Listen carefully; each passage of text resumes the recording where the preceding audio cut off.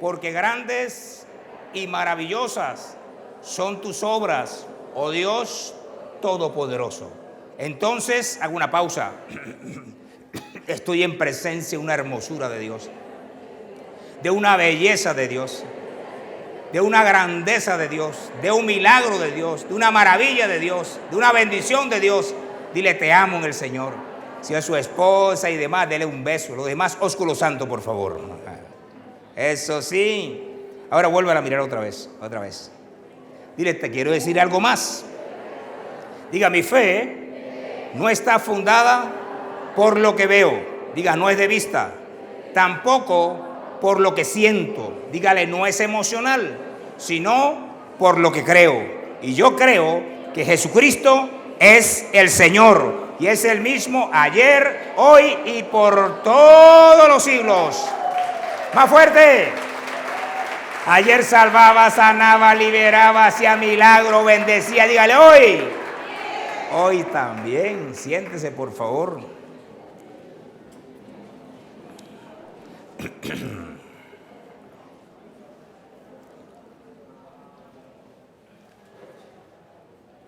Bueno, nosotros tiempo atrás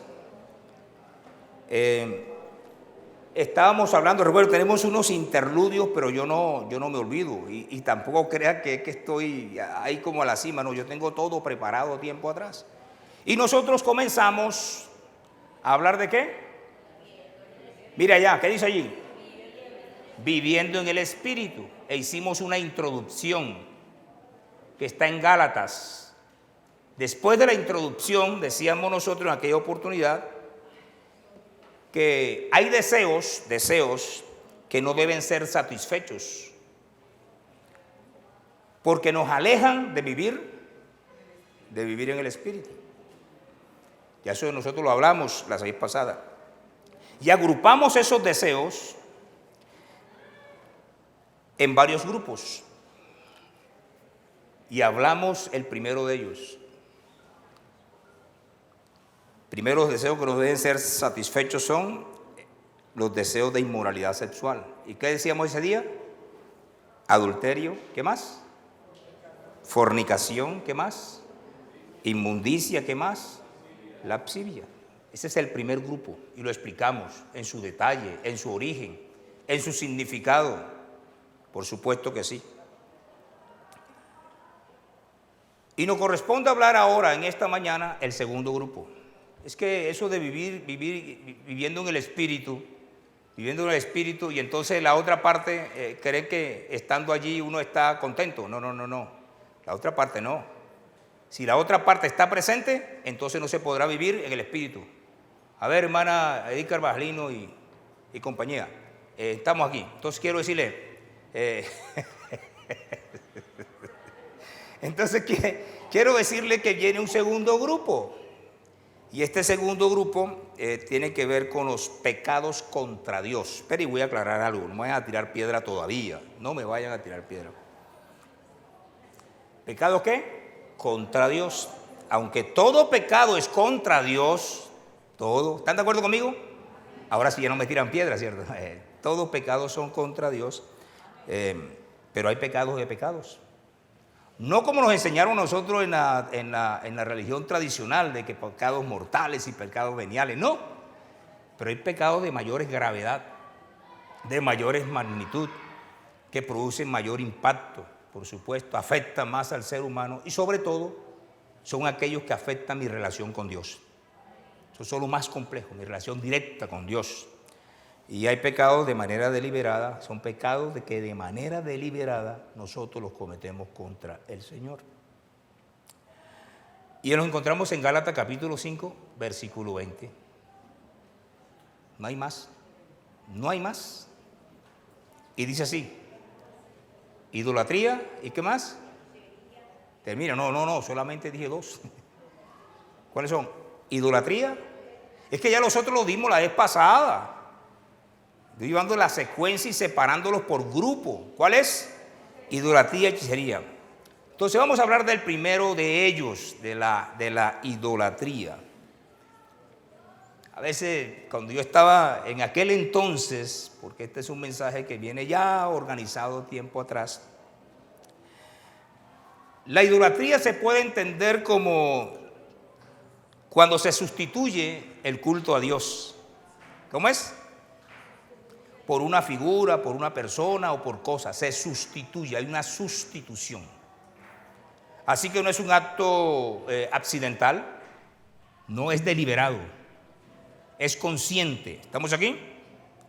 Recuerde que aquí hablamos nosotros lo contrario a esta idolatría, un culto que se llamó culto ¿de qué? De adoración. Y se dijo que, en todo esto se dijo que Dios debía ser el centro de la vida de todo creyente. Se habló del primer adorador, se habló del significado de la adoración, todo eso se habló en su oportunidad. Se habló del estilo de vida de un adorador, ¿cierto? Todo eso lo pudimos nosotros apreciar en ese culto de adoración. La palabra idolatría tiene que ver con las alabanzas a las criaturas, o sea, a la creación, en vez de al creador. Vamos separando.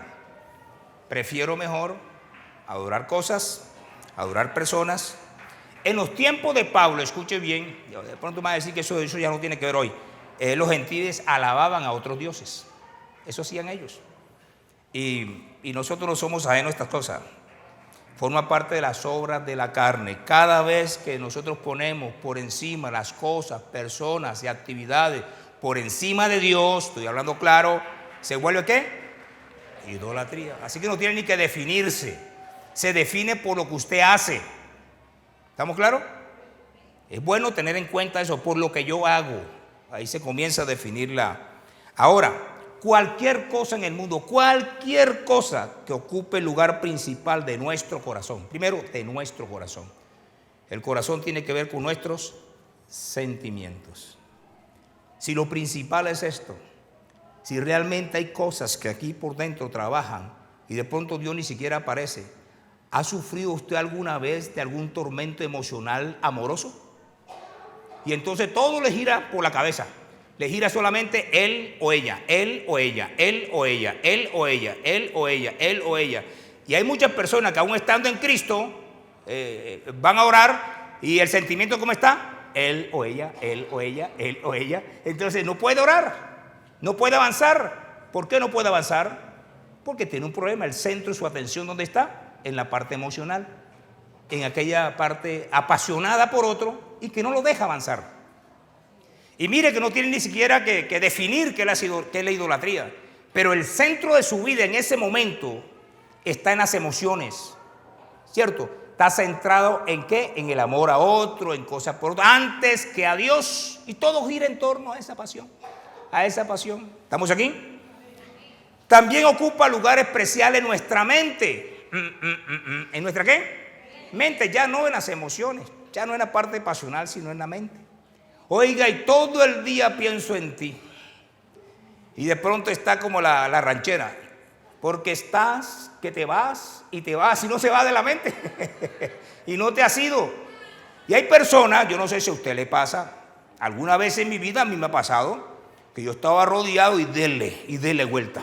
Y dele vuelta, y estoy orando una cosa y dele vuelta, y dele vuelta, y dele vuelta. A mí me pasó en algunas veces.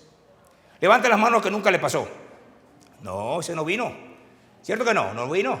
Y entonces ocupa un espacio especial en su mente. Y va por la calle solamente pensando en eso. Dios arriba o Dios adentro en el Espíritu Santo en nosotros, pero concentrado mentalmente en eso. Y algunos terminan hasta desquiciándose. ¿Estamos aquí? No se necesita estar en Cristo o fuera de Cristo para que pasen cosas como esas. A un creyente le puede pasar. ¿Estamos acá? Y todo gira, y el tema principal es, y siempre te tengo en mente, y te tengo en mente, y no sé si para mal o para bien. ¿Estamos acá? Donde Dios no juega. Y en mente puede tener una atracción sexual, en mente puede tener un enamoramiento de esa persona, en mente puede tener muchas cosas. Pero está ocupando un lugar principal en la vida de la persona. Eso se llama ¿cómo? Idolatría. O también en nuestros objetivos. Hay gente que se obsesiona por el plan que tiene Dios para su vida. Hablo de nosotros. Y no mira a la derecha, no mira a la izquierda, no tiene en cuenta los principios bíblicos, solamente quiere alcanzar su objetivo. Y solamente se finca en que hay una meta, y eso es bueno. Lo que no es bueno es que usted ponga por encima su objetivo, por encima su meta del Dios grande y poderoso de los cielos, que lo puede ayudar a cumplirlo.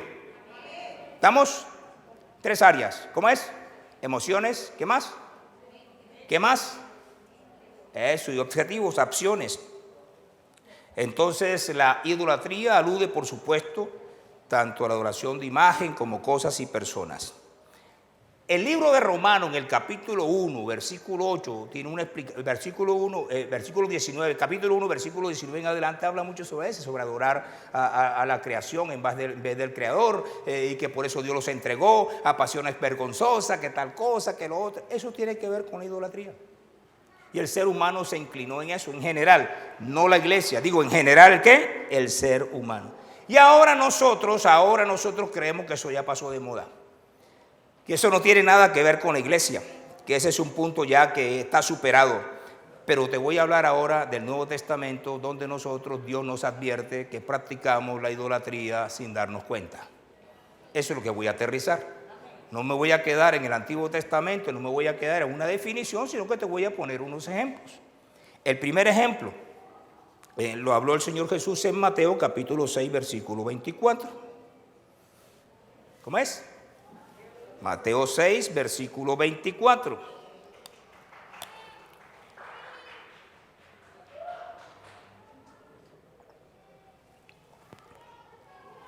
¿Qué dice allí?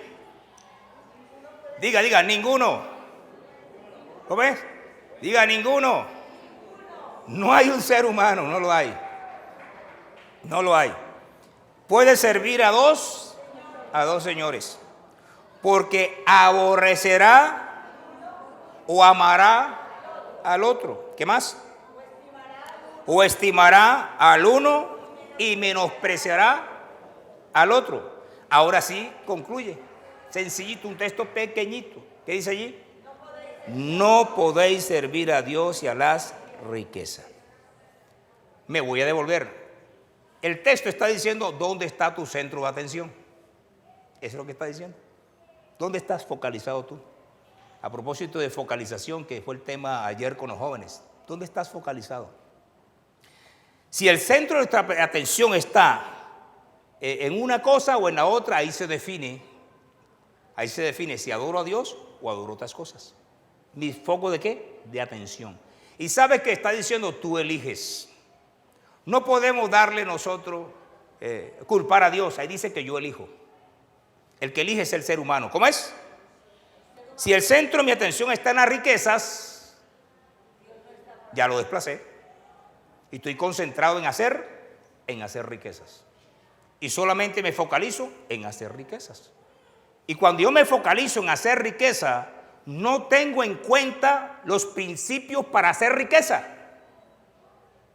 Ahí encontramos entonces por qué el empresario pasa por encima y habla mentira con tal de ganar un poquito más. Ahí está porque es un contrato de compra-venta, omitimos cosas con el tal de sacar ventaja, porque no nos interesa qué piensa Dios. ¿Qué nos interesa? Que podamos ganar un poquito más, sin tener en cuenta el cómo. ¿Estamos claros? Porque lo único que deseo yo es que enriquecerme. Y te aseguro que Dios tiene la capacidad y tiene el poder, dice que Él tiene el poder para hacer las riquezas. Pero hay gente que no recurre al poder de Dios, sino al poder de su mente, sus capacidades, sus habilidades, al margen de Dios. Entonces el centro de atención está allí, en la riqueza. Quiere ser rico. Y en la medida en que yo me obsesiono por esto, por supuesto, desplazo ¿a quién? A Dios. ¿Se acuerda de la parábola del joven rico? ¿Se acuerda? ¿Y qué haré para ganar la vida eterna? Llegó muy alegre y todo lo demás. Y le digo al Señor, mira, los mandamientos guárdalos. Y digo, no, yo desde mi juventud. Mira, pero espérate, que te falta algo. Solo le faltaba un algo. Nótese que el resto, el hombre acomodaba su vida a Dios. Para que se dé cuenta. Todo lo demás acomodado. Todo lo demás acorde con lo que Dios dice en su palabra. Pero dice el Señor, espera, que yo que soy omnisciente, o sea, el Señor Jesús le dice, espérate, por ahí te falta una cosita más, una pequeña cosita. que vayas y que reparta los bienes y ven a los pobres y pues ven y sígueme. ¿Qué pasó con él? Se fue triste porque tenía muchas riquezas. ¿Dónde estaba el centro de atención de él? En las riquezas. ¿Se da cuenta que hay modelos bíblicos, hay hasta parábolas en cuanto tiene que ver con esto? En cuanto a estar en el reino de los cielos y que tiene que ver con la idolatría y particularmente, ¿qué decides? Te aseguro que Dios te quiere bendecir. No escuché, Dios te quiere bendecir. Dios te quiere prosperar. Te puede enriquecer. Puede hacer muchas cosas contigo. Pero Él quiere que tú seas el centro, que Él sea el centro de atención de tu vida. Y de ahí, lo demás, como dice la Escritura, y el mismo contexto de ese texto lo dice. ¿Cierto? No te preocupes por una cosa, no te preocupes por la otra, rara. A buscar primeramente, ¿qué? El reino de Dios y tu justicia y las demás cosas serán. Eso sí, el centro de atención. Y Pablo, entonces, vamos con Pablo. Pablo dice así en Efesios capítulo 5, versículo 5, lo siguiente, atinente al mismo tema. Porque sabéis esto, 5:5, Efesios 5:5. Porque sabéis esto, que ningún fornicario, ya hablamos de eso en el pasado, inmundo, ya hablamos de eso la vez pasada, ahora nos queda algo, o avaro, ¿qué es qué? Que es idólatra. ¿Estamos acá? ¿Qué es qué? Tiene herencia en el reino de Cristo y de Dios. Yo quiero hacer una advertencia a la iglesia. Pablo no le está escribiendo a los inconversos. Hay gente que es especialista de darle bibliazo a los inconversos, que parece que le quiera hasta pegar con la Biblia. No, Pablo le está hablando a la iglesia. Si Pablo hubiera pensado que no era necesario hablarle a la iglesia, no hubiera escrito esto. Pero había un problema en Éfeso y él quería resolver ese problema. Pero no solamente en Éfeso, mire, en Colosenses capítulo 3, versículo 5, para que vean que no solamente era en Éfeso. Dice así: haced morir pues lo terrenal en vosotros, fornicación, ya lo hablamos, impureza, ya lo hablamos, pasiones desordenadas, ya lo hablamos, malos deseos, ya lo hablamos. ¿Qué más? Y avaricia, que es otra vez idolatría. Así que diga conmigo, Jesús lo habló, lo ilustró. Pablo se lo habló a la iglesia de Éfeso y también lo dijo a la iglesia de ¿qué? De Colosa. Y ojo, ambiciosos. La codicia o avaricia o poner el corazón indebidamente en las cosas materiales es que idolatría. ¿Sabe por qué a muchas personas de pronto, que no era el tema que iba a tocar, difícilmente diezman? Y no importa que Dios le diga ladrón, me habéis robado, a ellos no les importa eso. A ellos no les importa eso. ¿Sabe por qué? Porque ellos quieren concentrar más riquezas. Creen que así le va a ayudar más, que va a crecer más. Entonces, Pablo menciona la avaricia como la idolatría. Amor, cuando yo me enamoro, cuando yo me apasiono por ciertas cosas y dejo a Dios de lado, tenga por seguro que eso es ¿qué? Idolatría. ¿Estamos acá? Segundo, Nuevo Testamento. Segundo. La primera, ¿cuál es? Idolatría. La segunda, Nuevo Testamento. Filipenses capítulo 3, versículo 18. ¿Cuál es? Filipenses 3, 18 al 19. Dice así. Para hoy, para nosotros. Epístola que le escribió el apóstol Pablo a la iglesia de Filipo. Porque por ahí andan muchos o pocos. ¿Me escuché? ¿Cuántos? Muchos, imagínense, muchos. De los cuales os dije muchas veces, y aún ahora digo llorando. Ay. Imagínense cómo estaba el corazón del apóstol. ¿Cómo es? Digo llorando. ¿Qué más?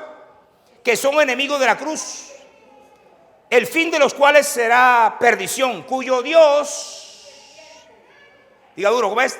Cuyo Dios es el vientre, no el vientre materno. Ahí está hablando de la glotonería. Hay gente que no come para vivir, sino que vive para comer. Y párelo, oiga, párelo. Yo le voy a decir lo siguiente: yo conozco personas, hermano, y no tiene nada que ver con que si es gordito o es flaquito, porque conozco flaquitos, hermanos, que comen Dios mío, Señor. Así que no mira hacia el lado, que ese parece que está un poquito adicto a la comida. No, hay flaquitos que también comen bastante. ¿Estamos claros? Eso pasa, entonces hay muchas personas que se vuelven, ¿cómo es? ¿Cómo es? Compulsivos por la comida. Por allí hay un dicho, espero que ese dicho no se lo apliquen a usted. Que no se lo digan a usted. Dice, vea, los cristianos no fuman, los cristianos no beben, los cristianos no bailan, no van a la discoteca, pero comen. Hombre, el comer no es malo porque eso sustenta, ¿sí o no? Sustenta el cuerpo y es una necesidad. El problema está cuando, ¿cierto? ¿Todo está dónde? Hombre, yo creo que es bueno el proverbio. Cuando veas el marjar por delante, ponte cuchillo en la garganta. que tenga la inclinación de que, ojo, cuando te invitan, que te vean que estás arrasando con todo. Porque ahí se dan cuenta entonces que estamos comiendo no para vivir, sino que vivimos para comer. ¿Ya se dio cuenta por ahí? Bueno, yo no voy a hacer a ninguno responsable, solamente quiero decirte que esto está en el Nuevo Testamento, ¿cierto? Y usted sabe realmente cuánto apetito desbordado tiene o no. Usted lo sabe. Cuánto de ese desenfreno desbordado por y come. Usted no ha escuchado un dicho que dice por ahí, ese come como un caballo. ¿Sí lo han escuchado? ¿Cuántos han escuchado ese dicho? ¿Cómo? Ah, ya. Yo ese dicho siempre me quedaba en la cabeza. Bueno, ¿por qué será? Un día la sabia de mi mamá llevaba de unos proverbios muy sabios. Gracias a Dios la tiene en su gloria. Y entonces, mamá, ¿y nosotros por qué no compramos un caballito aquí en la finca? Y me dice, mijo, así me dijo, caballo, ese come de noche y de día, ese ni siquiera duerme. Y verdad, usted pasa por un corral, los burros están acostados, el ganado está rumiando otra vez, comiendo y devolviendo, ¿cierto? Eso de los 4 vientres y tal cosa. Pero el caballo, oiga, hasta la raíz de las hierbas se la comen. Espero que no te diga que comes como un caballo. Pero quiero decirte, ojo, que el Dios, ¿cuál es? El vientre. Así que no solamente tiene que ver con las riquezas, la compulsión para hacer dinero al margen de los principios divinos, sino que también tiene que ver con la compulsión de ¿qué? Échele. Y parece barril. Eso, se lo sabe bien, ¿cierto? Se lo sabe bien. Es que ya son proverbios que nosotros nos conocemos, ¿sí o no? Barril sin fondo. Oye, ¿para dónde se le va la comida a este, hombre? Termina. ¿Ah? Bueno, por lo menos tiene un responsable, la solitaria. Pero este no tiene responsable. Este es que es glotón, ¿cierto? Que vive para comer. ¿Estamos aquí? Seguimos adelante. Nuevo Testamento. San Mateo capítulo 10, versículo 37. Nuevo Testamento, que tiene que ver con la idolatría en nuestro tiempo. Creo que Dios lo que trata es de advertirnos de muchas cosas para nosotros comenzar a corregir. Mentes, sentimientos, acciones. Como dice Mateo 10, 37. El que ama, siga, a padre o madre más que a mí, dice Jesús, otra vez preferencia, no es digno de mí. El que ama a hijo o hija más que a mí, ¿no es qué? Ah, bueno, ¿quién elige? Eso, otra vez elijo yo.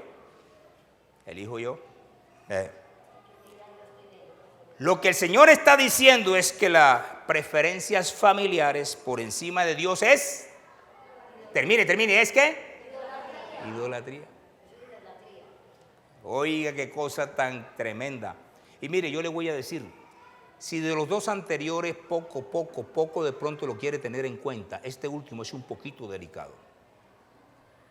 A veces ponemos en posición de preferencia al esposo. A veces ponemos por preferencia a la esposa. Y no decimos, no hablamos, permitimos cosas para que no se enoje, para que no se ofenda, para que tal cosa, para qué, y no se dan cuenta que lo están poniendo ¿qué? En el primer lugar. ¿Dónde está Dios? No, ese es el Dios. ¿Cierto? Viven para complacer a ese o para complacer a ella. ¿Estamos acá? Centro, escuche bien, centro. Y solamente miran de esa manera. ¿Estamos acá? Igual también hacen con los hijos. Algunos padres, no. Y el centro de atención, parece que el hijo mandara en la casa. El preferido, eso es. Pero no sabe que al final se convierte en un ídolo en ese hogar. Oiga, y a veces vuelven hasta intocables. Tanto el hijo, como la mamá, como el papá, se vuelven intocables. Y vaya que se meta en ese terreno. Vaya, métase. Métase ahí para que vea que sale mal librado. Métase ahí, métase. Entonces, ¿dónde están los ojos de esa persona? Están en el hijo, en la hija, en el esposo, en la esposa, y Dios pasa al segundo. Ahí es cuando entonces él o ella permite muchas cosas ofendiendo a Dios, porque es más importante complacer o satisfacer a la esposa, al esposo o a los hijos que a Dios. ¿Estamos acá? ¿Vamos bien? Dígale que está a su lado, eso no está en el Antiguo Testamento, está en el Nuevo Testamento. Diga conmigo, y préstele mucho cuidado. Préstele mucha atención. Otros que están en Romanos capítulo 1, el narcisismo. Hay gente que se enamora de su propio. ¿Sí o no? Eso es un narcisista, oiga. Enamorado de su propio cuerpo. Entonces solamente en el... ¿Sí o no? Y esos selfies por todas partes. Claro. Sí estamos. Sí. Que ama más a la criatura que al Creador. Ama más su propio cuerpo. Sí hay que amar el cuerpo. Cierto que sí, porque así lo dice la Biblia. Hay que hacerlo, pero no por encima de Dios. Donde estén tus preferencias, ahí está tu ídolo. ¿La tenemos clara? Dígale que está a su lado, eso está en el Nuevo Testamento, donde Dios quiso ampliarla un poquito más. Así que ojo, otros podemos ampliar la profesión y viven solamente para eso y se vuelven obsesivos. Y no le importa sino el éxito, y avanzan, y el éxito nomás, sin importar que haya principios, que haya valores. No, tengo que llegar, de cualquier manera. Sí, eso. ¿No admiten consejo? Sí. ¿Estamos de acuerdo? ¿Seguimos o paramos? Seguimos. Pero como solamente son dos, aquellos los más duros, los pecados más fuertes contra Dios son estos dos. ¿Cuál es el primero? La idolatría. Escuche, tenemos que avanzar creciendo como adoradores en espíritu y en verdad. La brujería. ¿Sabe que cada vez que veo esa palabra y que farmacia? Esa palabra significa brujería. Y uno queda como loco, ¿cierto? ¿Esto qué es? En el original esa es la palabra, farmacia. Porque eran unas drogas que utilizaban para generar un trance en las personas que adoraban a otros dioses. Tiene una connotación negativa. Para usted tiene una connotación positiva. Pero esa misma palabra tiene una connotación negativa. Y eran esos brebajes, esas drogas que utilizaban en el momento en que las personas iban ¿qué? A adorar a sus dioses. ¿Estamos claros? Aló, estamos aquí. Ahora, de esto podemos nosotros, ¿cómo? De esto tenemos nosotros que precisar dos cosas. Unos que son profesionales en la brujería y en la hechicería, profesionales. Y otros que son los que consultan. Voy a poner a los dos. ¿Cuál es? El experto. ¿Y qué más? Y el que va a consultarlos. Sucede que con el correr del tiempo esto comenzó a evolucionar. Y entonces la brujería o la hechicería usaban una serie de brebajes, ¿cierto? O de jarabes que eran venenosos. De ahí por qué usted sabe, yo sé que usted sabe. Porque a muchas personas le mandaban unos bebedizos y lo iban secando hasta que lo mataban. Aló, usted lo sabe, ¿cierto? Y bueno, esos bebedizos son, uno era para el trance, en adoración, y se tomaban su bebido como si estuvieran trabados, y todas esas orgías que hacían y todas esas cosas, pero los otros ya lo utilizaban, era para causarle daño a otro. ¿Estamos aquí? Y entonces, como por ahí dice que las brujas, ¿de que las hay? Hasta el dicho se lo sabe, ¿cierto que sí? Se lo sabe. Y usted ha vivido en ambientes donde ha visto personas que no han podido los médicos, medicina, sino que no, lo embrujaron. A otros hasta botan la baba por una mujer, embrujado. ¿Cómo es que le dicen? Dígalo, ¿cómo dice? Enyerbado, eso. Entonces hay muchos que son los que la practican, los expertos, los profesionales, pero hay otros que la consultan. Y ambos están metidos en el mismo problema. Tanto aquel que ¿cierto?, que está experto en eso, como aquel que lo consulta.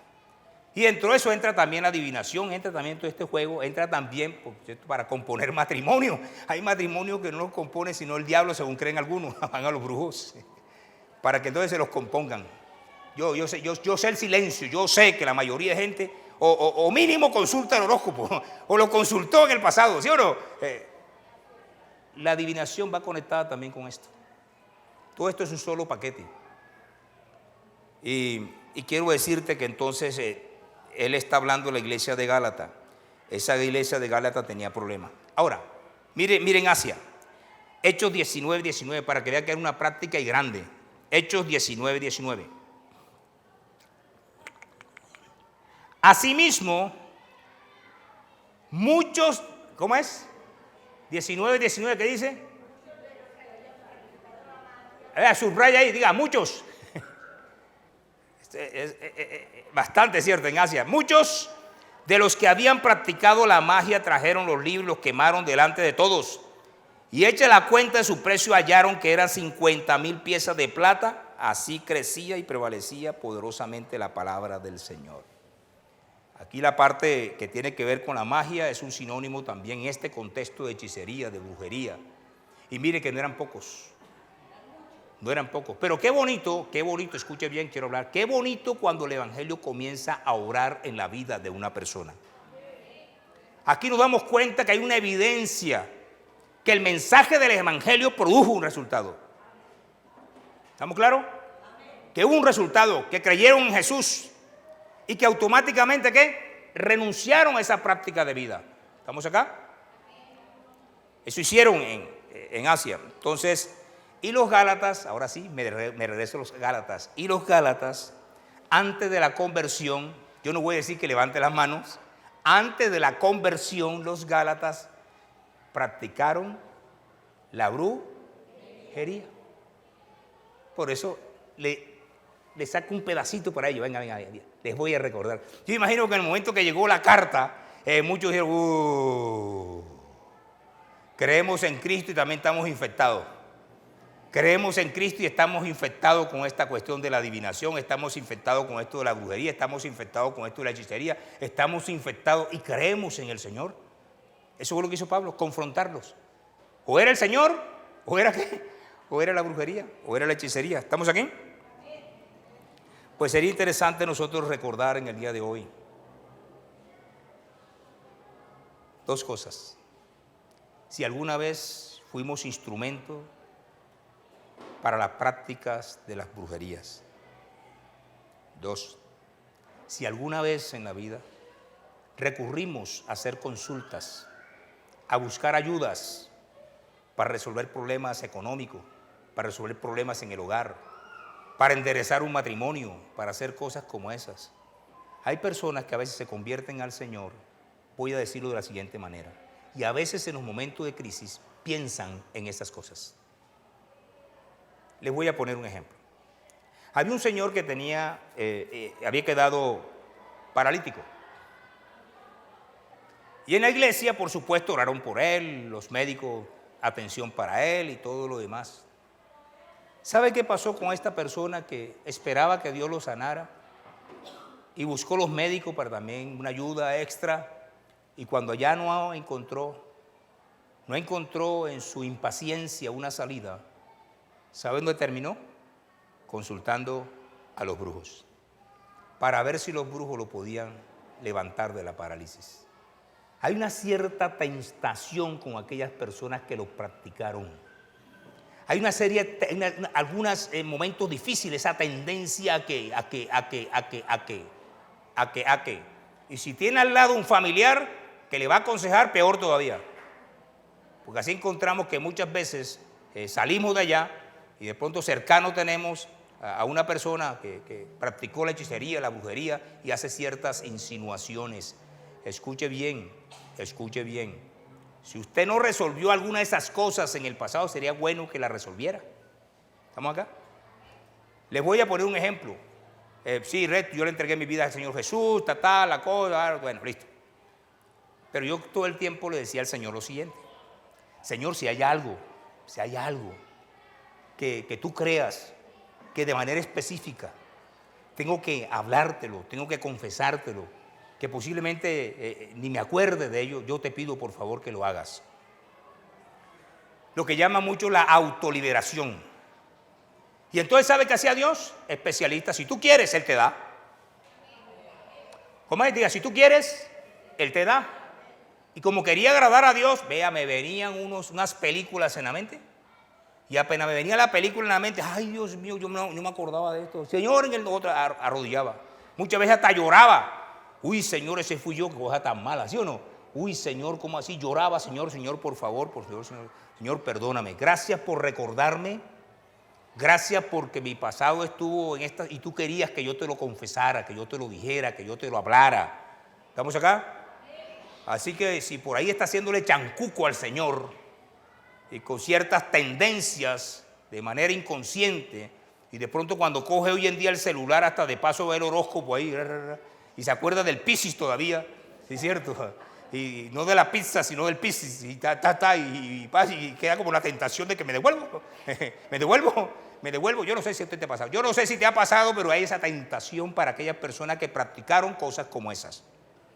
¿Estamos claros?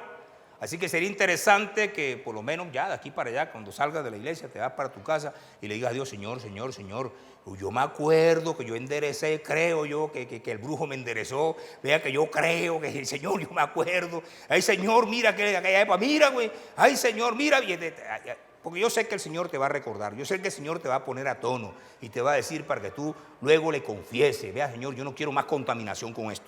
Si en el pasado hubo algo como esto, uy, perdón. Y si murió la persona, doble perdón. Si ya el secreto quedó en el ataúd, doble perdón.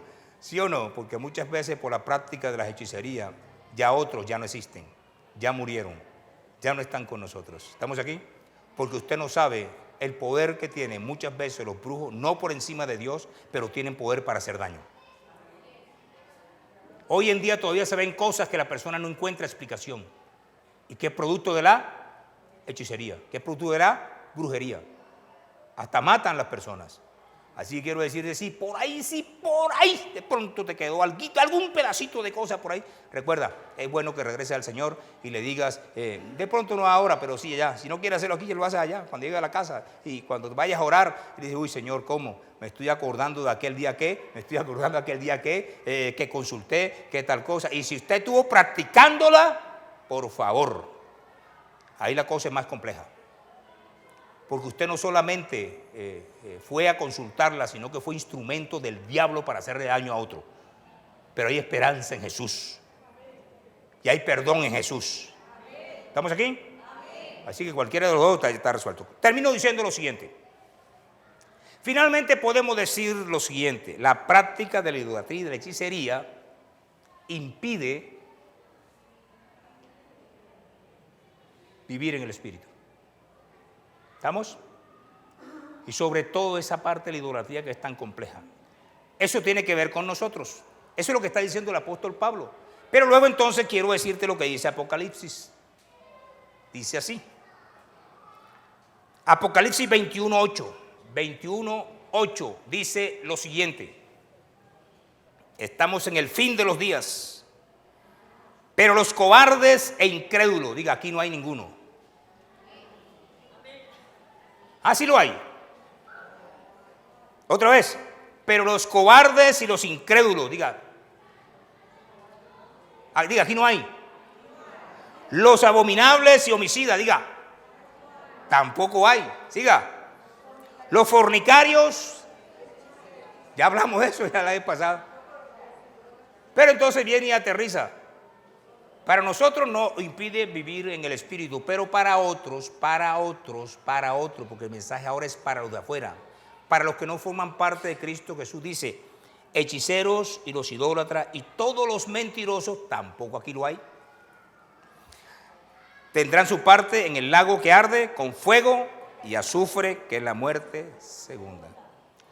Así que si usted conoce allá afuera personas que se encuentran en estos dos últimos elementos, de la hechicería y de la idolatría, ya, si la suya ya no hay problema porque estoy diciendo que impide, a usted le impide, pero para ellos hay condenación eterna, para que entienda la gravedad de la situación.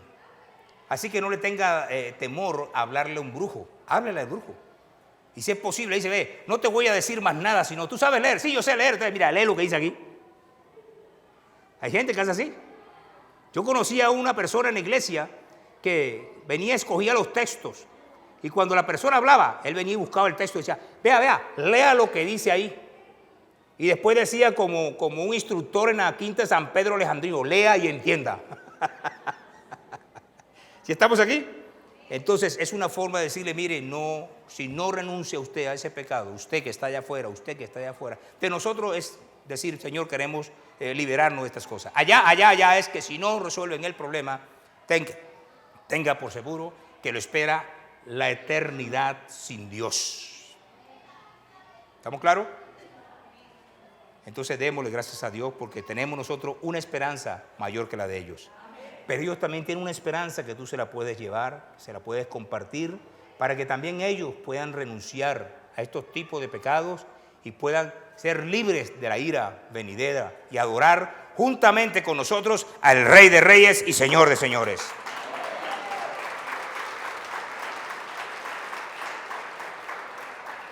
Ponte en pie. Ponte en pie.